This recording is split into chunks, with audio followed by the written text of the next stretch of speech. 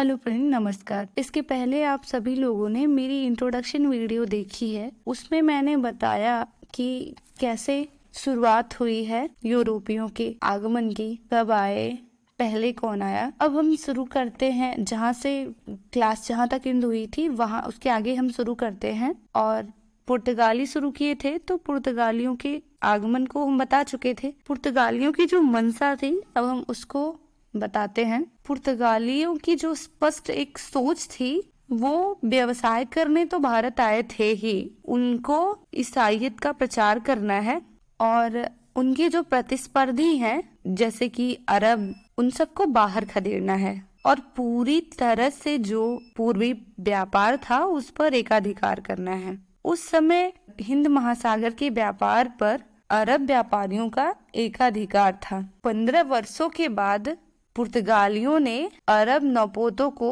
पूरी तरह से नष्ट कर दिया। इसके बाद उनके जहाजों को लूटा, उन पर आक्रमण किया और बहुत सारी कार्रवाइयां की। पुर्तगालियों के जो शासक थे मैनुअल प्रथम ने 1501 में अरब, फारस और भारत के साथ व्यापार का स्वयं को मालिक घोषित कर दिया। भारत में जब पुर्तगाली आए, जिस समय उनका आगमन हुआ, उसने पूर्वी व्यापार को हासिल करने में पूरी तरह से मदद की।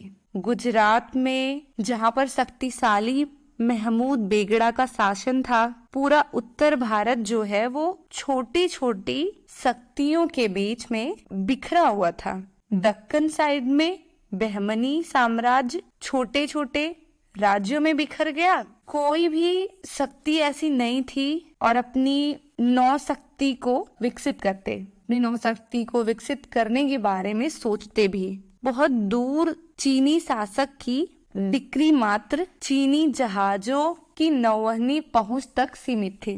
जहाँ तक बात की जाए अरब व्यापारियों और जहाजों के मालिकों का संबंध था, उन्होंने पुर्तगालियों के आने से पहले हिंद महासागर पर व्यापार का जो वर्चस्व था वो बनाए रखा था। वे पुर्तगाली संगठन और एकता से बराबरी नहीं कर सकते थे। भारत आने के कुछ अभिप्रेरक भी थे। बताते हुए चले कि जब 15वीं शताब्दी में पुर्तगाली इटली का एक राज्य वेनिस की ऊंचाइयों की ईर्ष्या करने में लगे थे। उनके जो लाभकारी व्यापार का हिस्सा था वो हर संभव प्रयास करते थे। इसके बाद अरब और मिस्र और पारसिया पर 7वीं शताब्दी में विजय प्राप्त कर ली। फिर यूरोप एवं भारत के मध्य सीधे संचार या संपर्क मार्ग बंद कर दिया गया। पूरब से यूरोप के बाजारों में मुस्लिम मध्यवर्तियों के माध्यम से पहुंचने लगी। वेनिस ने उनके प्राचीन समय में इस व्यापार पर एकाधिकार बनाए रखा था। उसके बाद जो उसका परिणाम हुआ वो ये था कि बेपनाह धन संपदा और प्रभाव अर्जित करना। अब हम बताते हैं आपको पुर्तगालियों के विस्तार की रणनीति क्या थी। अल्फांसो डी अल्बुकर्क, जिसने भारत में पुर्तगाली गवर्नर के रूप में अल्मेडा का स्थान प्राप्त किया हुआ था, उसके पास बहुत ही व्यापक रणनीति थी। वह चाहता था कि उसकी मृत्यु से पहले पुर्तगाली साम्राज्य की स्थापना हो जाए और वो हिंद महासागर पर रणनीतिक नियंत्रण के लिए समुद्र के प्रवेश द्वारों पर भी अपना बेस स्थापित कर लिया था। भारत में अपनी सत्ता की स्थापना में भी निर्णायक भूमिका जो है वो द्वितीय गवर्नर अल्फांसो डी अल्बुकर्क की ही रही। अल्बुकर्क स्क्वाड्रन कमांडर के रूप में 1503 में भारत आया। 1509 में उसे वायसराय नियुक्त कर दिया गया था। इसके बाद 1515 में उसने भारत और पुर्तगाली सत्ता की स्थापना में विशेष भूमिका निभाई। उसने 1510 ईस्वी में बीजापुर से जब गोवा छीनकर बहुत ही मजबूत शुरुआत की।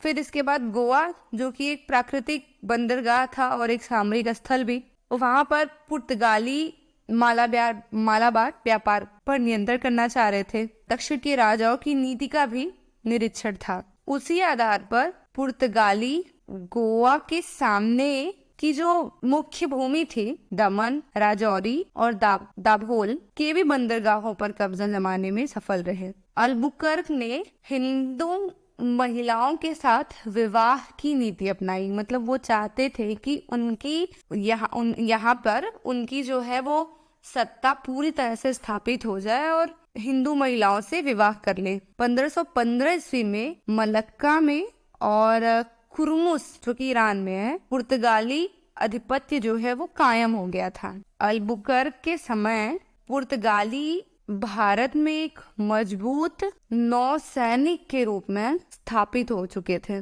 जब गोवा पर कब्जा हुआ 1510 में, तो बहुत ही आसानी से कब्जा ले लिया था अल्बुकर्क ने। और जो बीजापुर के सुल्तान उन्हीं का प्रमुख पतन था। अलेक्जेंडर के बाद पहला भारतीय क्षेत्र था जो यूरोपियन के अधीन में आया था। मलक्का पर भी 1511 में ही पुर्तगाली प्रभुत्व कायम हो गया था। इसके बाद लाल सागर के मुहाने पर स्थिति जो थी वो सुकोत्रा द्वीप और सुमात्रा के सचिन दुर्ग, इसके बाद फिर श्रीलंका के कोलंबो इत्यादि में वो नए किलों की स्थापना में लग गए। फिर पुर्तगालियों का जो व्यापार पर प्रभुत्व था वो पूर्वी तट के साथ सीधा संपर्क स्थापित करने में